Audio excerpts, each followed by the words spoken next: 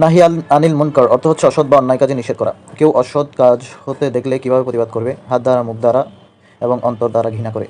আল আমরু বিল মারুফ one নাহি আনিল মুনকার এই শরীয়তের বিধান কি? ফরজ। ইসলামী রাষ্ট্রের প্রধান মৌলিক কর্তব্য হচ্ছে চারটি।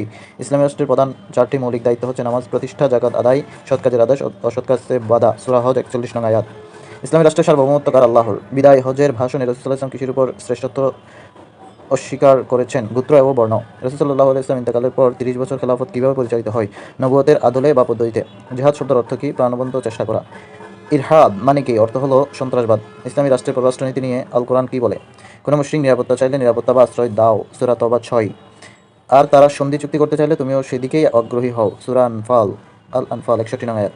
কোনো সম্প্রদায়ের শত্রুতার কারণে কখনো ন্যায় বিচার পরিত্যাগ করো না।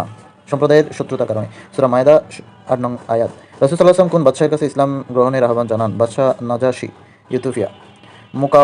মুকাউকিস কোন দেশের শাসক ছিলেন? মিশর। তার কাছে প্রেরিত চিঠি এখনও সংরক্ষিত আছে। রোম সম্রাট হিরাক্লিয়াস রাসূল সাল্লাল্লাহু আলাইহি ওয়াসাল্লামের চিঠি কার মাধ্যমে পান? দিহিয়া কালভি রাদিয়াল্লাহু তাআলার মাধ্যমে। রাসূল সাল্লাল্লাহু আলাইহি ওয়াসাল্লাম চিঠি আদান-প্রদানের মাধ্যমে পররাষ্ট্রনীতি চালু করেন কখন? 7ম হিজরি। রাসূলের চিঠি পেয়ে পারস্য সম্রাট কিসরা কী করেছিলেন? চিঠি ছিঁড়ে ফেলেছিলেন।